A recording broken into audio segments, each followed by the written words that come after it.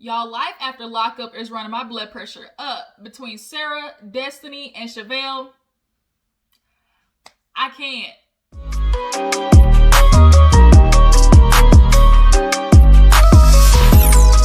What's up, y'all? Welcome back to my channel. Appreciate you for tuning in. Y'all, we're gonna get into life after lockup. I want to try and knock out this Bell Collective and obviously get into Love and Marriage Huntsville because I just know that definitely was a good episode. But life after lockup gave us enough to talk about. You know, not too much, just enough to let us know that these hoes are still crazy on this show.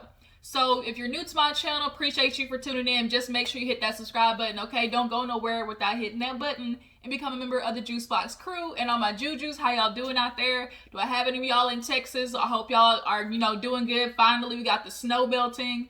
Finally, things are starting to liven up after we were just shut down, I think, for like 8 days, which is like the record.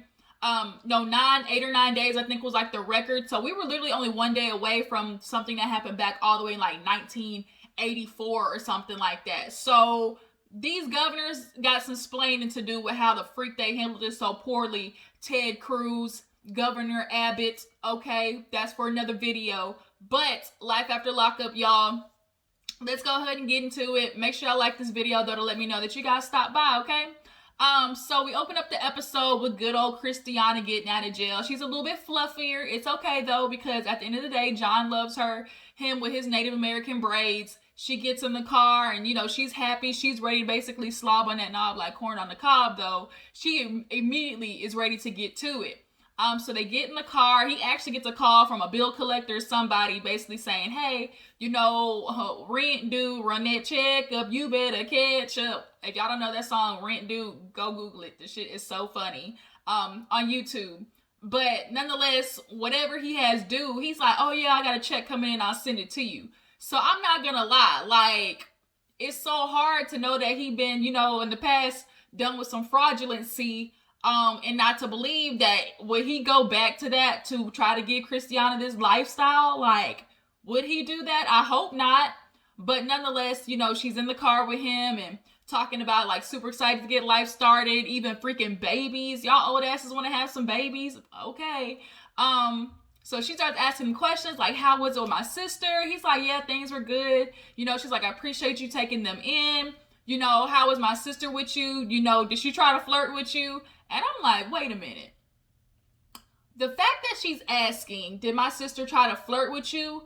Either she got tipped off by somebody, i.e. the producers, but I don't think the producers would tell her, because they would want a genuine reaction when she finds out that he really was, flirting with the sister. So part of me is feeling like, does Christiana know how her sister is? Like, has she done something like this before where her sister constantly is tailing behind her and trying to pick up her scraps? She's probably dated her sister's exes or something like that. Like, she knows her sister is out there hoeing, and she had no problem trying to throw that cat at John while her sister is locked up. And I'm glad I see in the preview she slapped shit out of her, though, because she definitely deserves it, trying to creep on her man who's been there to support her while she was locked up, okay?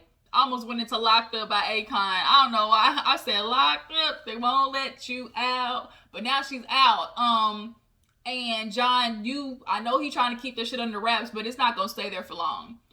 So moving on, let's go ahead and knock out Brittany and her mom. So y'all all know we're trying to help her mom, get over all her trauma from childhood because she's got to get clean. She wants her mom to be a grandmother to her kids. And of course, Marcelino supports Brittany, but at this point too, he's like, this has got to be it because you got a family to be there for, So she actually takes her mom to the site where the house blew up. I guess she said she lit a cigarette and then boom goes the dynamite. The house went up in pieces like a full-on fledged barbecue, and she burned 80% of her body.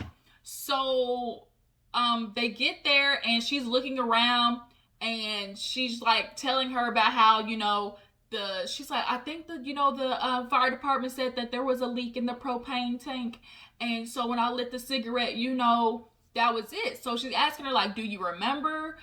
Brittany actually skipped her parole to go see her mom. It was only her and her sister that actually went to visit her, which is actually quite sad. But she's like, do you remember anything? And she's like, I just remember waking up and being mad, like being mad that I was still here.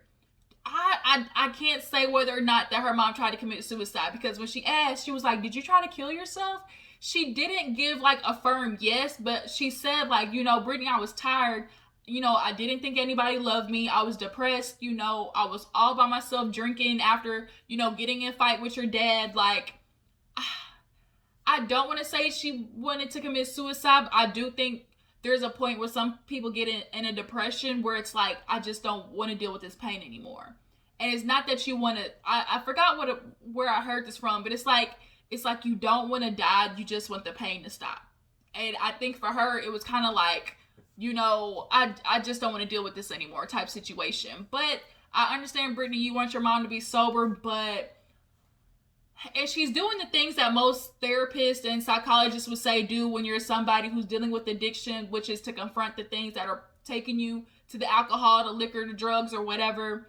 But I just think she's not, I don't know. I just think, Brittany, like, you don't want to overload her. You know, I appreciate the effort that you're doing, but this has got to be it. This is the last thing. If she doesn't do it after this, like, you gotta be able to put your foot down, be like, you know what, I tried, and not feel guilty about it, you know, later on, because that's her whole thing. She's like, I don't want my mom to die and feel like, one, nobody loved her, and that, you know, I didn't do what I could to help, you know, to be there for her. So, Brittany, you know, just be careful, all right, girl? Be careful, because what you don't want to do is relapse yourself and put Marcelino and those kids in a situation that you subjected yourself to. So moving on, let's go ahead and knock out Lamar and Andrea, y'all. They get ready to go take themselves out on a crippin' date. Okay, crip. You know, he said, I'm trying to get her in that crip swag. So she's in the room getting ready, flat ironing, you know, that weave she got. And with the hot comb too. Oh my God, with the hot comb. For white folks who watch this channel, y'all don't know nothing about that hot comb. Boy, it'll sizzle that grease right there by that scalp. Woo! But let me tell you, boy. But you gotta do it. You gotta hear that to know that it's getting straight, okay? No pain, no gain. But she's like, I don't know if I want to go on this date, because every time we try to do something nice, we get into an argument. But he pull up outside, you know, in her Ross version of a G-Wagon. It was a nice, good old Jeep. It was so cute, though. Look, should I drive it? So Lamar's out there with Tennyson. He's like, look, Tennyson, you know, put the bow on. You know, I want to get this for your mom. You know, he's been doing the music thing. So he's like saying, you know, I want to, you know, give this to your mom. Let her know that I love her. I appreciate her. Whoop-de-woo. He's been selling some tracks, which I'm proud of. Like, he wasn't a nigga that got out of jail and like, oh, I want to be a rapper, and like really just using that as an excuse to stay home. Like, he really is making money off of it. So Tennyson puts the bow on. He's like, you think she gonna like it? He's like, I don't know, because you know my mom, she can find a reason to mess up anything, be mad at whatever. He's like, she'll find 20 different things to be mad at. And the fact that Tennyson can literally put his mom on blast like that, he ready to go. As soon as that nigga turn 18, y'all, he's gonna be out of there. Like, I feel like Tennyson is ready to go out there in the world, become a man, try weed, try different alcohols, not become an alcoholic though, but like, he's ready to try life. And I actually appreciate them being in Cali. Like, it definitely has opened the kids' eyes. And I think it was the best thing for him, honestly. But the fact that he said that, like, it's so sad that, like, boy, you know your mama is a handful. She comes out in her dress. She's like, what?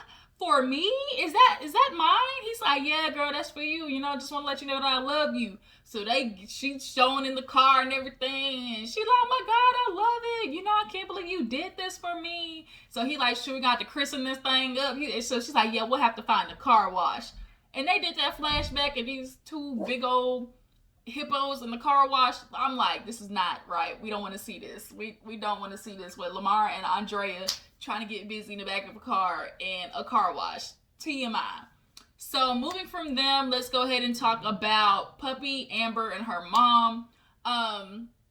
So Amber and Puppy, you guys all know that they are trying to go after Vince. Like, it is a thing of, we need to get this money that he basically scammed out of us during, you know, while she was in jail. So actually, Amber right now is in the car with her mom because she's visiting with her mom. Like, she finally got like a parole visitation situation. So they're in the car, and of course she's asking about Puppy, how things are going. She's like, things are going okay.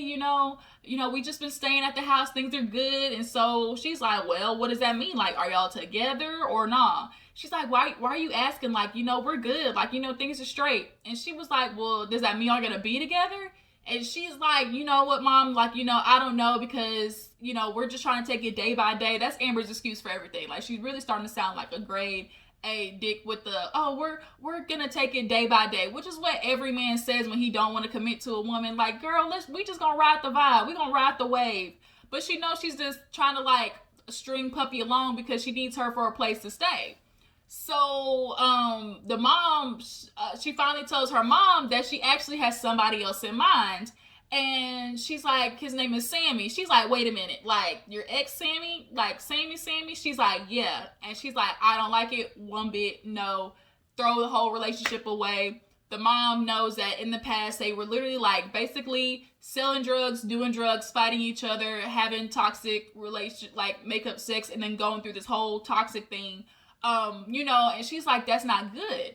She's like, well, we just kind of reconnected. He's in jail, getting ready to get out. It's 10 years later, and, he's kind of become the man that I wanted him to be in the past. And she's like, well, how the freak do you know that? He's in jail. Like, he could just be telling you a whole bunch of stuff. You don't really know if he's changed.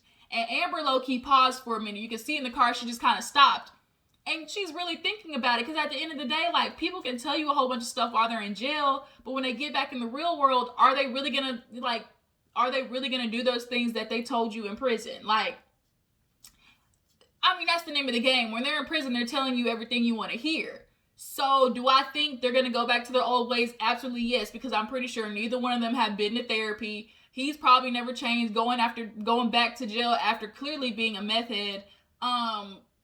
He's not worked through his shit, so it's gonna be easy for y'all to just go right back to the same pattern, that y'all were doing in the first place. So Puppy is talking to her friend as she's cleaning this house, saying that she doesn't know what's going on with Amber. She can feel her pulling away, and she doesn't know what to do. Amber keeps trying to say Puppy's putting pressure on her, but that's not putting pressure on you, just simply asking, look, bitch, like, what are we? Like, we're hooking up, we're staying in the same bedroom, like, in prison, we talked about a life on the outside. So now that we're here on the outside and I'm asking you about it, now all of a sudden I'm putting pressure on you? Like, get the fuck out of here. So they all end up meeting, and Puppy lets them know that she actually petitions for the papers, and they came in. So they look at the papers and see that Vince sure enough did forge her name on the documents. So they can get him on that, but they also remember she could be the beneficiary if, something happens to Vince. So coincidentally, she could run up on game. So the mom was like, oh, you need to just pull up on him. Don't do anything illegal, but, just let him know. So Amber's like, I don't want to do that, because Amber is very persistent, and I'm not going back to jail. Like, I'm not doing that. And she knows when all three of them get together, basically they're the triage of terror. So Puppy's like, you're gonna go with me. First of all, can we talk about how Puppy's lost all that freaking weight? Like, what is happening? Is it depression? Like, is it she's just sad and not eating? Or is it like Doritos and a cocaine diet? Like, what is it? Like, Quaylon lost weight, Destinie, like the same freaking thing. Like, do they all have the same plug? Like, I just don't know. But nonetheless, looks like they're going to Vegas to confront Vince. So speaking of Destinie, let's go ahead and get this crazy hoe out the way. So Shawn finally decided to grow a pair of balls and get his car back from Destinie. We all know that Destinie admitted to him that basically he was a trick. She was using him for money while she was locked up, and basically was telling him anything he wanted to hear because she needed some money. Like, she was an addict and needed money in prison. So she gets out, basically plays the game. He's still in love with her because he thinks they're getting ready to get married. We all know he proposed to her, but she basically threw the ring back in his face and told him, sorry, bruh, this ain't for me. Like, I don't want it. Like, here's your funky ass ring back. So when he pulls up with the tow truck, Destinie was in the house eating her PB&J, just felt like she was just all high and mighty after telling this man to go F off after he showed up to support you at court, and you're mad he showed up? Are you kidding me? Plus, he has $50,000 on your head. Like, of course I'm showing up to court. I have 6 kids and on the line for $50,000. Bitch, you better believe I'll be there. So he's outside with the tow truck. Her and the sister come out. What the fuck are you doing, dude? You know she loves that dude. Are you serious, dude? This is what you're doing? That's my car. Put it down. No, it's not your car, honey. It's in his name, and he's paying the car note. Last time I checked, that's how this goes. So she's upset. Like, for real, dude, this is what you're gonna do? I like, you're such a punk. You're such a pussy. Like, and she's like, now all of a sudden you want to do this? She's like, this is the ballsiest thing Shawn has ever done. You think you're gonna get the last laugh? He's like, this is not about getting the last laugh. Like, you said you didn't want to be with me. I was a trick. I'm just gonna let you keep my car while I'm paying for it. She's like, well, you pay for Kelly. You pay her rent, dude. He's like, she's the mother of my kids, and they stayed there. The fact that, Destiny, you're so delusional, you really thought that was how that was gonna go, and you're trying to compare him paying for basically his kids and Kelly to you, somebody who clearly was, if you want to just put it quite frankly, like a paid off woman of the night. Like, we're not going to do that. So she hops up on the trunk and was like, I'm not going nowhere, dude. Like, you better get the keys. First of all, you have the keys, ho. And then secondly, he decided, okay, bitch, I'm just going to open the front door, pop the trunk. She's like, really, dude? Like, you're going to do this to me? Like, you know I have nothing else. Oh, now I'm supposed to, oh, okay, you have nothing else now. I thought you had another man, Destiny, so why didn't you go ask him for his car? That seems how it works to me. So it really, the karma got her when she kept trying to close the trunk. She was like slamming it down and it just kept bouncing back up. I was like, Destiny, life is telling you to pack your shit and leave. So that's what she does. She grabs her bag, she gets down, and she's like, I'm gonna beat you up, dude. Like, you better get out of here. First of all, Shawn, I need you to stop flinching. Every time she like does this, he like flinching. I'm like, bro, if you don't punk her ass back, like, you gotta stop doing that. Like, it was just pissing me off. And so she just like, oh, you better get out of here. You're not getting the last laugh. You better hide that car because I'm definitely gonna come and do something to it. Do something. And you're gonna end up right back in jail. You should have called the police on her, Shawn. That's what you should have done. But I'm so glad he took his car back on her. So who do we have left? Sarah and Michael. You guys, Sarah and Michael, Sarah allowed Michael to come back in the house. So now Michael wants to play Mr. Mom. He's making pancakes with the daughters. She's all for recording him. And they're sitting down having breakfast. And she's like, oh, you know, it's moments like these that just make me, you know, think back on, you know, what we could have been. And, you know, why Michael couldn't be like this from the get-go. But I'm just glad we're back in a good place. And her friend Emmy happens to call and was like, wait a minute, did I just see Michael walk by? And she's like, yeah, that's him. And she's like, what is he doing there? She's like, well, Michael's been living here for like the past week. So she's like, excuse me, like, wait a minute, does Malcolm know about this? And she lets her know that her and Malcolm broke up. And she's like, he just couldn't handle it. She's like, what did you think was gonna happen? You tell him that you're staying in the house with your baby's father. Like, duh, like, no man's gonna go for that. So Michael comes in, sits on the bed, and starts ear hustling. And she's like, so what does this mean for you and Michael? And she's like, I don't know. Like, we're just doing this ass backwards, and it's just working right now. So she's like, does this mean he's going to live there indefinitely? Like, what does this mean? She's like, no. And she looks at Michael. She's like, how long you staying? And I'm like, Sarah, you need to think about that. Emmy had a great idea. How about he go get his own place, get a hotel, and y'all co-parent that way? That's kind of where that should have went.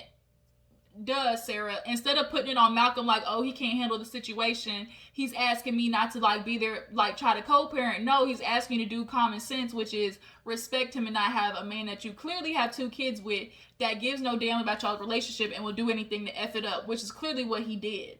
So she's like, you know, things are just good right now, and that's just like how I want it. We're just doing good.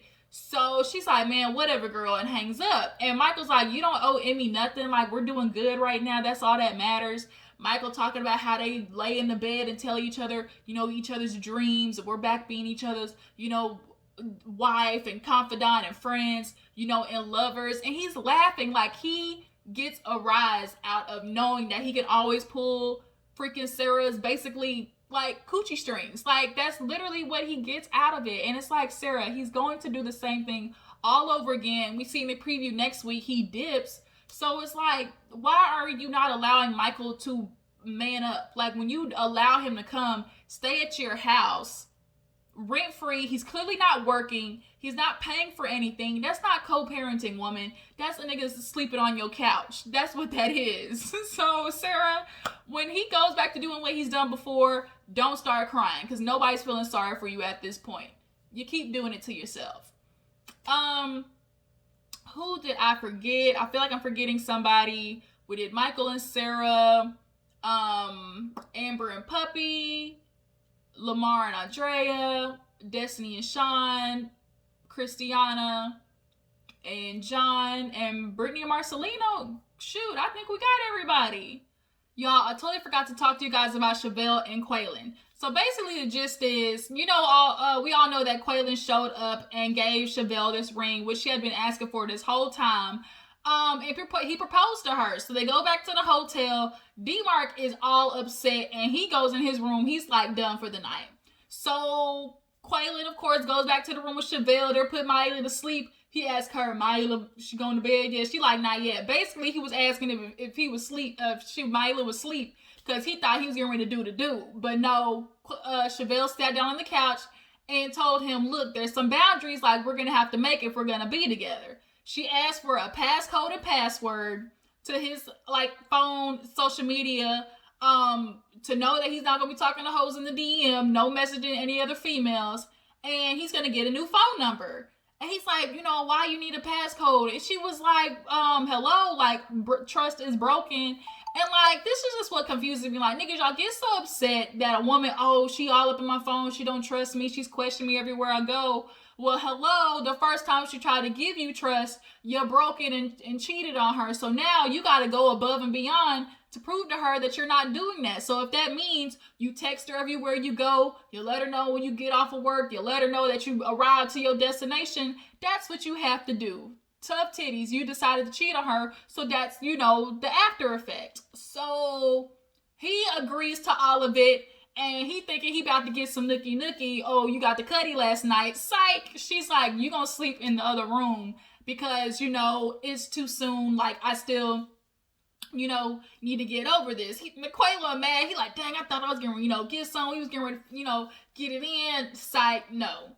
So he walks to the hotel, the hallway, and Dmark is out there. And Dmark is like, bro, what you doing here? Like, we not getting ready to do this. Like, she don't want to be with you. He like, look like it to me. She gonna be my wife. We happy. He like, what you mean? He's like, I gave her a ring. What do you mean? Like, y'all ain't gonna be together. Now, if I have anything to do with it, he like, too bad she happy.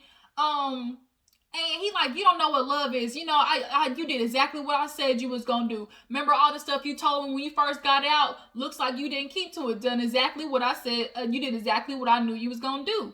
So he's like, I love that woman. I'm gonna stick by her, Maila. I'm that girl daddy. He like, man, a ring and a baby don't like plug you in, which is true. Like, low-key, Chevelle like has him now feeling like he's obligated to be this girl's daddy because you like got her believing that this man is her daddy. Like, that's a whole nother conversation in itself between Chevelle and Maila and how she did that. I do not agree with how she did that.